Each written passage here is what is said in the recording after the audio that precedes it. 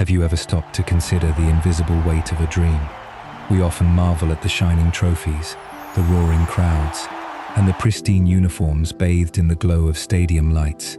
Yet, we rarely ask about the shadows cast behind that brilliance. We seldom question the quiet, agonizing price paid in the dark by those who are desperately trying to reach an impossible standard. What happens when the relentless pursuit of greatness pushes a young soul across the fragile boundary between ambition and self-destruction? What happens when the adults who are supposed to protect them become the very architects of their silent ruin? Welcome to Fluttering Moments. Sarah Miller found herself in the bedroom of her 17-year-old son, Ethan, sifting through adolescent clutter to find a pair of jeans to return to the store. Ethan was a good boy, a tall, slender teenager who had played quarterback for the school's representative team the previous year, maintaining excellent grades. After her divorce, Sarah had cultivated a close bond with her son, striving to be his anchor. She never considered herself a mother who would invade her child's privacy. Yet as she moved a pile of clothes, her hands brushed against an unfamiliar travel bag tucked away in the shadows. A gentle curiosity prompted Sarah to unzip the mysterious bag, entirely unprepared for the devastating revelation it held. Inside lay a clinical syringe and a small vial of clear liquid. In that fractured second, the world around Sarah plunged into an abyss. The breath was knocked from her lungs, and a cold terror gripped her heart. The horrifying thought that her beloved son was injecting street drugs raced through her mind, threatening to shatter her reality. Driven by a desperate need for answers, her trembling fingers dialed a local pharmacy. The voice on the other end offered a fragile, paradoxical solace. The substance was not a narcotic, but an anabolic steroid. It was a momentary relief that quickly morphed into a suffocating cloud of bewildering questions. Why would Ethan, her gentle boy, resort to injecting himself with performance-enhancing chemicals? When Ethan returned from his afternoon classes at his affluent suburban high school, he found his mother waiting. The confrontation did not happen with loud accusations, but rather with a heavy, sorrowful demand for him to return home immediately. Once inside, the silence between them was thick and unbearable. Sarah stood before him, the syringe and vial resting in her palms, like undeniable evidence of a fractured trust. When she quietly asked him why he was using such substances, the young man froze, the color draining from his face. For a long moment, the air stood still. Then, with a voice trembling under the weight of immense shame, Ethan confessed a truth that would forever alter their lives. He revealed that nearly the entire football team was using steroids. The confession poured out of him like a shattered dam. He spoke of his desperate hope to make the varsity team, a dream that felt impossible in his natural, slender frame. He recounted the crushing pressure from both his coaches and his father, who constantly demanded that he bulk up. Ethan explained how he had painstakingly saved $200 from working at a local Applebee's just to purchase the drug, Deca, from a senior teammate. For weeks, in the profound loneliness of his bedroom, this boy had been secretly injecting the chemical into his hip, driven by an agonizing desire to simply be enough. When Sarah, engulfed in shock, questioned his judgment, Ethan's response broke her heart. He explained that the coaches demanded they become bigger, stronger, and faster, yet they never provided a safe roadmap. They only provided the demand, leaving the boys to navigate the perilous path alone. Driven by a mother's fierce instinct to protect, Sarah plunged into a horrifying ocean of medical facts online. She discovered that anabolic steroids were not only illegal, but were ticking time bombs for a developing body. The long-term consequences were a terrifying litany of destruction, ranging from severe heart disease and aggressive cancers to profound psychological disturbances like deep depression and uncontrollable rage. She learned that Ethan had only recently stopped the injections because he developed severe back acne, a glaring side effect of the hormonal chaos raging within him. But he had already been using the substance for months. As the terrifying reality settled, Sarah's thoughts shifted from her own son to the countless other boys standing innocently in the same dangerous crosshairs. To truly understand the invisible chains binding Ethan, one must understand the almost religious reverence for high school football in Texas. This was not merely a game. It was an institution that dictated the social and economic heartbeat of entire communities. Immense stadiums, costing upwards of $20 million, would routinely pack in 20,000 screaming fans on a Friday night. It was an arena where teenage boys were transformed into local deities, carrying the colossal weight of their town's pride on fragile shoulders. The coaches commanded lucrative salaries and unparalleled local power, creating an environment where winning was an absolute, unforgiving mandate. In this hyper-competitive crucible, where university scholarships and fleeting glory were fiercely contested, the pressure to gain a physical edge was unimaginably intense. It silently normalized the unthinkable, pushing young athletes to sacrifice their health on the altar of immediate victory, while adults conveniently averted their eyes. Sitting in the quiet aftermath, Sarah realized that remaining silent was a luxury she could no longer afford. When she gently told Ethan that she intended to contact the school administration to expose this dangerous secret, panic seized him. He begged her to reconsider, terrified of being expelled and stripped of the only identity he knew. Sarah held her son, offering a steadfast reassurance that she would protect his anonymity at all costs. She was no longer just a mother dealing with a rebellious teenager. She was a woman awakening to a profound systemic failure. The battle lines were silently drawn in that quiet suburban home, setting the stage for a solitary crusade that would challenge the very foundations of a beloved cultural institution. The morning sun offered no warmth to Sarah Miller as she sat alone at her kitchen table, the gravity of her son's secret settling over her shoulders like a suffocating shroud. The devastating revelation that Ethan was injecting himself with Decker was no longer just an isolated tragedy of a teenager making a poor, desperate choice in the dark. It was a glaring symptom of a much larger, insidious disease infecting the entire community. As she delved deeper into the terrifying reality of performance-enhancing drugs in youth athletics, the statistics she uncovered painted a chilling and heart-wrenching portrait of a silent epidemic. Across the nation, particularly in the football-crazed heartlands between the early 1990s and 2003, the rate of steroid abuse among high schoolers had skyrocketed to truly alarming levels. Comprehensive surveys would soon reveal that tens of thousands of adolescents in her state alone had admitted to experimenting with these dangerous chemicals, easily acquiring them through local gym intermediaries or the shadowy, unregulated corners of the internet. Yet, despite this rampant, unchecked usage, a profound and deliberate silence blanketed the very educational institutions tasked with protecting these vulnerable children. The sheer scale of the denial was staggering, echoing the frustrated sentiments of experts like Professor Thompson, a distinguished academic who had dedicated 2 decades to researching the steroid crisis. He famously likened the institutional blindness to one of the most egregious cover-ups imaginable, noting with bitter sarcasm that if he had $100 for every school official who claimed steroids were a massive problem everywhere, except in their own pristine locker rooms, he would easily be driving a luxury sports car. This formidable, impenetrable fortress of adult denial was the very walls Sarah was now preparing to assault.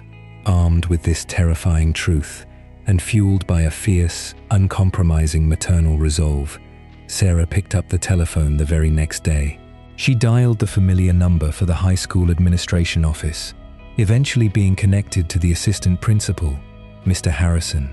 Her voice, though trembling slightly with the immense weight of the moment, carried a clear and urgent message that demanded attention.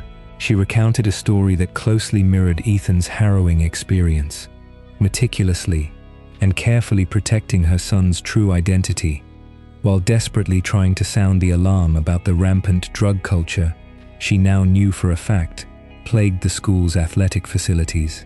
Mr. Harrison listened patiently on the other end of the line, his responses remarkably polished and practiced, neatly wrapped in the comforting, predictable veneer of bureaucratic concern. He confidently assured the distressed mother that he would immediately look into the matter, promising a swift, thorough, and transparent investigation. For a brief, fleeting moment, Sarah allowed herself to exhale, hoping against hope that the adults in charge would finally step up, take responsibility, and dismantle the toxic, hyper-competitive culture they had so willingly allowed to flourish under their watch.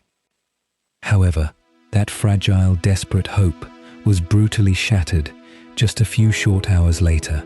The telephone rang again, and it was Mr. Harrison calling back with an update.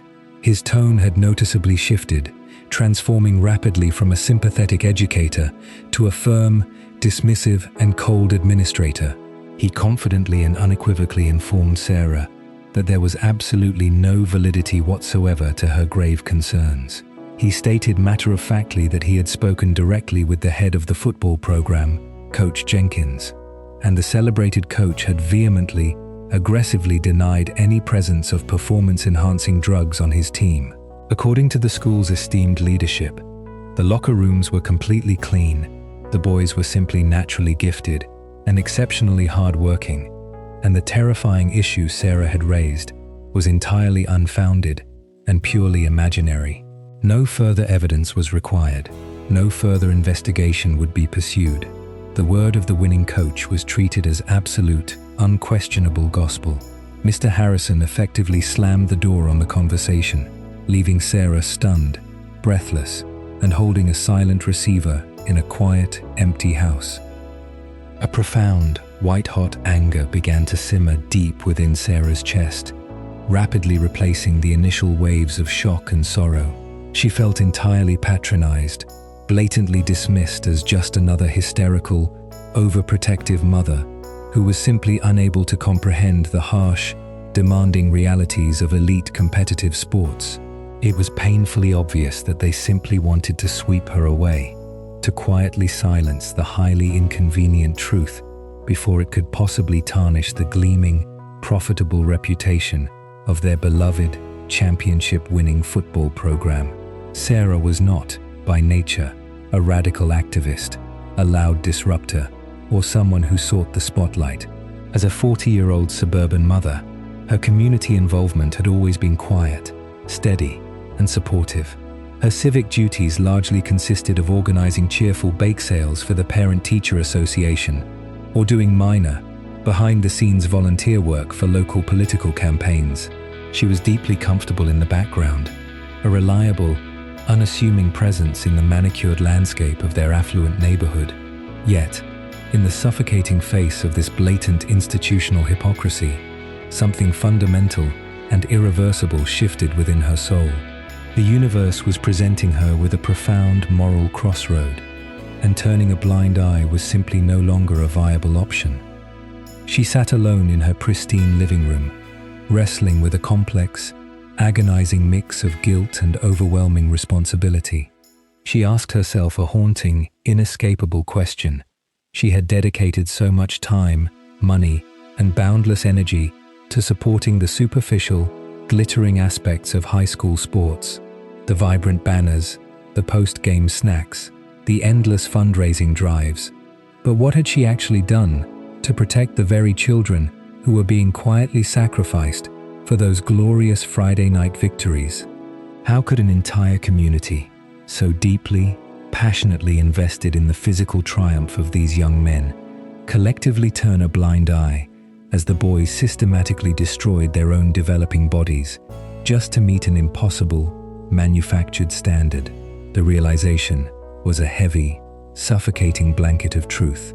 It was incredibly easy to cheer enthusiastically from the brightly lit bleachers, but it required a terrifying, lonely brand of courage to stand up and point out the dangerous rot festering beneath the artificial turf. The school administration had made it abundantly, cruelly clear that they would not protect Ethan, nor would they protect any of his desperate teammates. The system was meticulously designed to protect only itself. If the school stubbornly refused to listen to the pleas of a concerned mother, Sarah realized with absolute clarity that she needed a megaphone loud enough to forcefully pierce their carefully constructed, impenetrable bubble of denial. The monumental decision she was about to make would irrevocably change the trajectory of her life, permanently stripping away her quiet, peaceful anonymity and violently thrusting her and her family into the unforgiving center of a vicious public storm. It was a genuinely terrifying prospect, but the alternative, silently watching more children like her beautiful son fall victim to a toxic, unchecked epidemic, while adults looked the other way, was entirely unbearable. She knew deep down that exposing this ugly truth would bring a massive torrent of rage and vilification from the very community she called home, from friends and neighbors who vastly preferred the sweet illusion of clean, heroic victories over the ugly, complicated reality of teenage drug abuse. Yet, the deep, resonant pulse of a mother's fierce, unconditional compassion ultimately drowned out her lingering fears. With a trembling hand, a racing heart, but a spirit fortified by an unwavering, righteous conviction, Sarah picked up the phone one more time. This time, she completely bypassed the deaf ears of the school administration. She painstakingly dialed the number for the local newspaper, the Colleyville Courier, ready to shatter the deafening silence and ignite a necessary fire that would finally illuminate the darkest, most closely guarded corners of their celebrated Friday night lights. The true battle had only just begun. A single week after that fateful phone call, the meticulously constructed illusion of the community's pristine athletic program began to irreversibly fracture.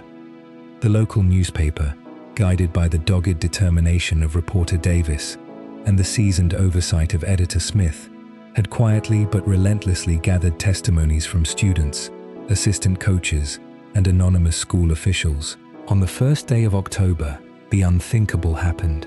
The story exploded across the front page of the Courier. Though Sarah Miller's name was carefully withheld to protect her family, the chilling validation of her worst fears was printed in bold, undeniable ink. The article declared, with devastating clarity, that the publication had required very little time to verify the terrified mother's allegations, possessing concrete, undeniable evidence that a shadowy network of performance-enhancing drugs was actively poisoning the high schools throughout the entire region. In the days that followed, the larger, more prominent regional papers picked up the trail, transforming a localized scandal into a roaring, uncontrollable wildfire of public scrutiny. Yet, for young Ethan, the sudden blinding spotlight was not a catalyst for healing, but a terrifying descent into a waking nightmare. The boy who had only wanted to fit in now wished more than anything that he had never touched the cursed vials. The sanctuary of the Miller home quickly transformed into a battleground of shattered trust and raw, bleeding emotions. Ethan, cornered and petrified by the unfolding chaos, directed his immense terror entirely at his mother. He could not comprehend why she had chosen to drag their private, painful struggle into the merciless arena of public opinion, screaming in desperation that his mistakes were no one else's business. But Sarah, anchored by a sorrowful but immovable conviction, refused to retreat into the comfortable shadows of denial. She gently but firmly told her son that sometimes the only way to save a life is to walk through the fire of public judgment. By early February, a major newspaper launched a devastating series of in-depth articles titled The Hidden Disaster, dedicating vast columns of ink to a high school athlete operating under the pseudonym of Patrick. Ethan, reading the precise, clinical details of his own agonizing downfall, felt a new, paralyzing wave of panic. He frantically told his mother that everyone knew Patrick was him. The fragile veil of anonymity was tearing. Shadowy figures from the local gyms were quietly hunting for him. Former teammates, terrified of their own exposure, began plotting to publicly humiliate him, and horrifying, anonymous threats, promising severe physical violence, began to slither into his daily life. As the public outrage swelled, the very institutions meant to nurture the community orchestrated a vicious, coordinated counterattack to protect their tarnished empire. By September, the school district's administration, led by Director Wilson, circulated a dismissive and deeply insulting internal memorandum titled "The Unreasonable Logic of Sarah," effectively attempting to paint a desperate, caring mother as a hysterical pariah. The revered Coach Jenkins, fighting to salvage his legacy, publicly branded her a vicious liar in the press, accusing her of being a crazy, vindictive woman desperately searching for a scapegoat to blame for her own parenting failures. The psychological warfare was relentless, designed to isolate and break Sarah's spirit entirely. The chilling effects bled into the mundane corners of her everyday life. Strolling down the aisles of the local supermarket, Sarah found herself surrounded by an icy, impenetrable wall of silence. Neighbors she had known for a decade, mothers she had stood beside during countless childhood milestones since Ethan was 4 years old, now abruptly turned their shopping carts away, refusing to make eye contact. The community had made its choice. They vastly preferred the comforting, victorious lie over the ugly, life-saving truth. In the suffocating silence of the night, lying awake in the dark, Sarah's formidable armor would occasionally crack, leaving her drowning in a sea of agonizing self-doubt. She would stare at the ceiling, the crushing weight of the town's hatred pressing down upon her, quietly asking herself what she had done to her family. Her husband, David, emerged as her most steadfast, unyielding pillar of strength during this dark chapter. To protect their innocent 8-year-old daughter, Lily, from the toxic venom of the media, David had initially remained quietly in the background, but as the institutional bullying escalated, his quiet support transformed into a fierce, righteous anger. He held his exhausted wife, fiercely reminding her that the only reason she was being crucified by the town was precisely because she was doing the right thing, and that retreating now was simply not an option. Yet, the most agonizing wound came not from the coaches or the neighbors, but from Ethan himself. Buckling under the unbearable pressure of the death threats and the complete destruction of his high school universe, the terrified boy lashed out with the cruelest words a mother could ever hear, sarcastically congratulating her for completely ruining his life. It was a staggering blow, a heartbreaking testament to the collateral damage of seeking the truth. The situation had become so unimaginably toxic and perilous that the family was forced to make the agonizing decision to pull Ethan out of the school entirely, transferring him away just to ensure his physical safety. Just as the suffocating darkness threatened to extinguish Sarah's resolve completely, a profound and unexpected beacon of hope pierced through the gloom, arriving from 30 miles away in a neighboring town. There, two strangers, Robert and Mary Evans, had been quietly, tearfully following the unfolding saga in the newspapers. They understood the agonizing nuances of Sarah's crusade with a depth that no one else in Texas could possibly fathom. In the preceding year, their own vibrant, outgoing 17-year-old son, Michael, had fallen into the exact same dark abyss, turning to steroids in a desperate bid to improve his baseball performance. The psychological devastation brought on by the drugs had triggered a profound, inescapable depression when he tried to stop, ultimately culminating in the unimaginable tragedy of Michael taking his own life. The Evans family knew, with devastating certainty, that the chemicals had murdered their boy. Robert had since transformed his agonizing grief into a relentless nationwide mission, traveling endlessly to warn parents, blind coaches, and vulnerable teenagers about the lethal reality of the needle. Recognizing a kindred spirit in the battered, isolated mother from Colleyville, Robert reached out across the distance. His words were a soothing balm to Sarah's battered soul. He urged her to remain fiercely steadfast, to never succumb to the overwhelming discouragement, and to bravely abandon the fragile hope that the people in her immediate surroundings would ever warmly welcome her crusade. In the profound, shared language of parental love and unimaginable sacrifice, Robert's encouragement was the vital spark Sarah needed. She realized she was no longer fighting alone. Fortified by the heartbreaking wisdom of Robert Evans, a profound and unshakable quiet finally settled over Sarah Miller. The icy, judgmental glares in the supermarket aisles, the vicious, hushed whispers at the local parent-teacher meetings, the cowardly anonymous letters left in her mailbox. None of it mattered anymore. She looked at her reflection in the mirror one morning and realized a fundamental, undeniable truth. She was not merely the subject of a petty, vindictive public debate, nor was she a disgruntled mother seeking selfish vengeance. She was a solitary warrior, standing bravely on the front lines against a lethal, insidious threat that was silently, mercilessly consuming their children. The profound isolation that the community had so deliberately weaponized against her no longer felt like a heavy, suffocating punishment. Instead, it miraculously transformed into a hardened, impenetrable armor of absolute moral clarity. She whispered in the stillness of her empty kitchen that her purpose here was not to win a fragile popularity contest among superficial neighbors, but to fight this terrible, unseen danger with every single fiber of her being. The lingering tears of self-doubt dried upon her cheeks, replaced quickly by the fierce, unwavering gaze of a woman who had stared directly into the abyss and categorically refused to let anyone else fall in.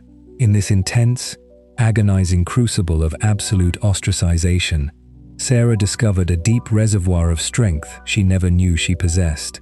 The town desperately wanted her to shrink into the shadows of her own manufactured shame, but instead, she chose to rise, transforming her immense personal agony into an unstoppable, radiant force for systemic change.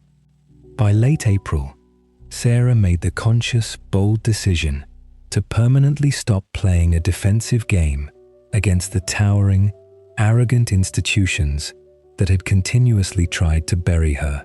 She launched a precise, devastating counteroffensive, striking directly at the very heart of the community's hypocrisy. She filed a formal, unyielding legal complaint against the head of the football program, Coach Jenkins, holding him strictly and publicly accountable for the vicious, slanderous lies he had so easily peddled to the press. But her vision for justice had grown far beyond the manicured, hypocritical borders of her affluent suburban town. Recognizing that the dangerous rot was deeply systemic, requiring a legislative cure reaching far higher than a single high school principal's office, Sarah traveled directly to the state capitol. She was armed not with lawyers, but with a heavy binder full of terrifying medical statistics and the undeniable, heartbreaking truth of her own son's harrowing experience. Picture this solitary, determined mother, entirely devoid of political lobbyists or corporate backing, stepping into the grand, intimidating marble halls of the state legislature. Sitting under the bright lights before a panel of politicians, she did not speak with the frantic hysteria they had been so unfairly led to expect. Instead, she spoke with the calm, devastating, and entirely irrefutable authority of a mother fighting for the very lives of thousands of unseen teenage sons. She testified passionately and eloquently in support of a groundbreaking state law that would mandate rigorous, random steroid testing for all high school athletes, painting a vivid, horrifying picture of the intense pressure cooker trapping these young boys, effectively forcing the state's leaders to look directly at the blood staining the hands of their beloved Friday night culture. The relentless, mounting pressure, fueled by Sarah's unyielding legislative push and the continuous, glaring spotlight of the regional media, finally cracked the impenetrable fortress of the local administration. In May, a truly miraculous and unprecedented event unfolded within the very school district that had spent the better part of a year actively trying to destroy her family's life. Cornered completely by the undeniable truth and the rapidly shifting tide of public awareness, the school board completely capitulated. They officially, publicly announced the immediate implementation of a comprehensive, random drug testing program for all students participating in extracurricular activities, specifically and aggressively targeting performance-enhancing chemicals. The very people who had once confidently called Sarah a liar were now forced to adopt her cause as their own. A spokesperson for the school, standing nervously before a sea of reporters, declared with a newfound conviction that this aggressive policy would not only help eradicate the dangerous root of this terrible epidemic, but would also firmly establish an absolute zero-tolerance stance against the use of such toxic substances within their educational walls. It was a staggering, monumental victory. A single, ordinary mother had successfully brought a colossal, multi-million-dollar athletic empire to its knees, forcing it to prioritize the physical and mental well-being of its students over the toxic, blind pursuit of a championship trophy. Against all odds, she had saved the very community that had so viciously cast her out. But perhaps the most beautiful, deeply resonant victory of this entire saga belonged quietly to Ethan. Forced by circumstance to completely abandon the only high school universe he had ever known, he had transferred to a completely new district, silently carrying the heavy, invisible scars of his highly publicized ordeal. The initial transition was agonizingly difficult. He was no longer the celebrated, popular quarterback of a wealthy, winning dynasty. He was the infamous outsider, the boy who had brought the Golden Temple crashing down. Yet, safely away from the toxic, suffocating pressure of his former coaches and the dangerous, whispering temptations of his old locker room, Ethan slowly began to breathe again. Stripped of the artificial, chemical confidence that the dangerous vials of Decker had briefly provided, he was forced to dig deep and rediscover who he truly was, both as a developing young man and as a dedicated athlete. His grueling journey back to the football field was paved not with synthetic, deadly shortcuts, but with pure, honest sweat, agonizingly early morning workouts, and a beautiful, renewed love for the sheer, simple joy of the game. He confidently stepped onto the fresh, green turf of his new high school, not as a hulking, rage-filled giant engineered by a hidden needle, but as his authentic, naturally slender, and brilliantly agile self, transitioning seamlessly to a completely new position on the field. As a defensive back, he relied entirely on his sharp, natural instincts, his blistering speed, and a fiercely resilient spirit that had been forged in the hottest fires of a brutal public crucible. Through sheer, undeniable grit and an incredible, deep well of natural athletic talent, Ethan did not merely survive his completely new environment, he absolutely thrived within it. He rapidly and steadily ascended the competitive ranks of his new team, his genuine, hard-earned skills shining far brighter than ever before, transforming beautifully into a commanding, reliable star player on the defensive line.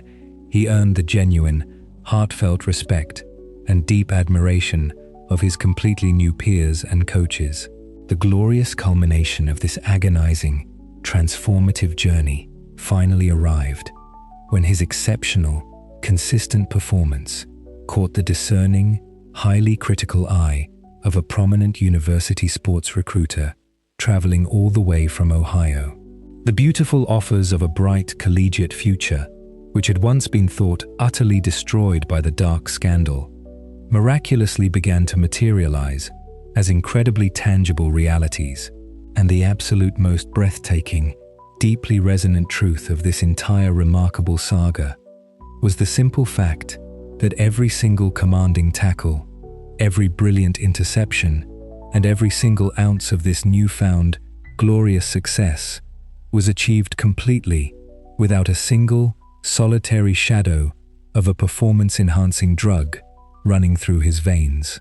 It was a profound, poetic triumph of the unbreakable human spirit over a deadly, synthetic illusion. Ethan had finally, definitively proven to the entire world, to his former tormentors, and most importantly, to his own heart, that true, lasting greatness could never, ever be injected from a tiny glass vial. It was the ultimate, shining vindication for a brave mother who had risked absolutely everything, and a resilient son who had bravely clawed his own way back into the warm light, leaving the terrifying, haunting ghosts of those Friday night lights far behind them in the dust, forever altered, but finally free. As the towering stadium lights finally dim, and the deafening echoes of the Friday night crowds slowly fade into the vast expanse of the Texas sky, we are left to sit in the profound stillness and sift through the lingering aftermath of a battle fought entirely away from the football field. The harrowing story of Sarah Miller and her teenage son, Ethan, is not merely a conventional cautionary tale about the terrifying dangers of performance-enhancing chemicals, nor is it simply a straightforward legal drama where a solitary suburban mother miraculously brought a corrupted athletic institution to its knees. At its beating core, this narrative serves as a beautiful, deeply healing meditation on the absolute nature of unconditional love, the staggering weight of our manufactured societal expectations, and the quiet, revolutionary power of a single, fluttering heartbeat that dares to courageously challenge a comfortable lie. We exist in a fast-paced world, completely obsessed with the glittering metrics of success, the shining trophies, the flawless physical forms, and the intoxicating applause of our peers. We blindly build massive cathedrals of expectation for our youth, yet we are constantly guilty of turning a blind eye to the invisible sacrifices they make just to survive within those very structures. Sarah's incredible, solitary journey fiercely reminds us that true, enduring greatness is never found in the chemically induced bulk of a teenager's shoulders, but rather in the terrifying crucible of standing up for absolute moral integrity when the entire world is screaming at you to sit down. Consider, for a reflective moment, the profound and delicate concept of a fluttering heart. We often associate this gentle sensation with the innocent blush of a first romantic love, or the soft, fleeting touch of a butterfly's wing against the breeze. But there is another kind of fluttering, one that is immensely more potent and infinitely more courageous. It is the frantic, bird-like flutter trapped inside a mother's chest when she discovers a clinical syringe hidden in the dark shadows of her beloved child's bedroom. It is the agonizing rhythm of a heart breaking under the unbearable weight of a son's frightened words. As she desperately tries to protect him from a toxic poison he mistakenly believes is his only path to salvation. Sarah's heart fluttered with unimaginable fear, profound emotional betrayal, and paralyzing self-doubt when she stood completely alone in the bright aisles of the local supermarket, actively ostracized by the neighbors she had known for over a decade. Yet, instead of allowing that terrifying fluttering to silence her into submission, she powerfully harnessed it. She allowed the desperate beating of her maternal heart to serve as her compass through the suffocating darkness, transforming her quiet anxiety into a roaring symphony of fierce, protective compassion. This is the truest, beautiful definition of compassion. It is never merely a passive feeling of pity, but a radical, active, and deeply unpopular commitment to stepping directly into the dangerous line of fire to shield the vulnerable. Sarah loved Ethan not for the star athlete he was pressured to be, but for the fragile soul he truly was, completely willing to sacrifice her own peace to pull him back from the precipice. Ethan's parallel, agonizing journey is equally a profound testament to the resilient, miraculous power of the human spirit. He was a deeply sensitive boy, trapped in an impossible, crushing paradox, implicitly taught by the respected adults meant to safely guide him that his natural, authentic self was fundamentally insufficient. The hidden vials of Deca were not born of malice or arrogance, but of a desperate, heartbreaking desire to simply belong and be valued in a hyper-competitive culture that exclusively worshipped physical dominance. His ultimate, shining triumph was not merely returning to the football field or eventually catching the coveted eye of a university sports recruiter.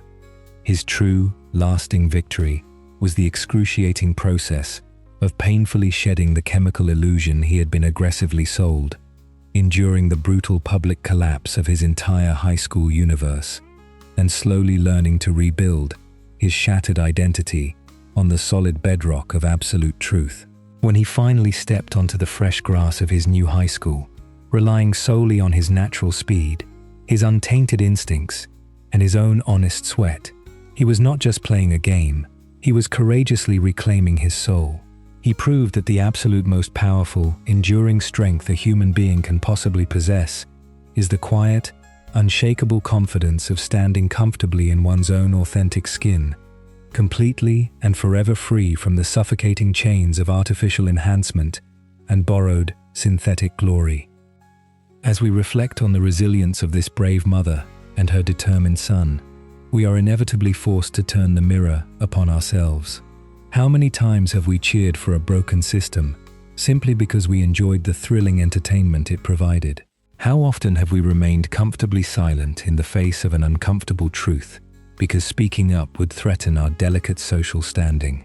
The profoundly moving story of the Miller family challenges us to cultivate a profound sense of empathy for the silent struggles playing out behind the closed doors of our own neighborhoods. It gently asks us to become the brave architects of a vastly different society, one where our children are celebrated for their unwavering character and innate kindness, rather than their ability to meet impossible, physically destructive metrics. True healing begins the exact moment we choose to prioritize the fragile beating of a human heart over the cold shine of a championship trophy. I want to take this quiet moment to ask you, the listener, to reflect on your own unique journey. Have you ever found yourself in a terrifying position where you had to make a deeply unpopular choice simply to protect someone you fiercely love? Have you ever felt the frantic fluttering of your own heart as you stood alone against a towering tide of public judgment? Your stories and your beautifully human struggles are the sacred threads that powerfully connect us all. Please, share your deepest thoughts and personal experiences in the comment section below. Let us build a safe, compassionate community right here that always values the raw, authentic truth. If this powerful story resonated with you, if it stirred a quiet, familiar fluttering within your chest today, I kindly ask you to like this video, share it with someone who might need a gentle reminder of their incredible inner strength, and subscribe to our channel for more transformative narratives.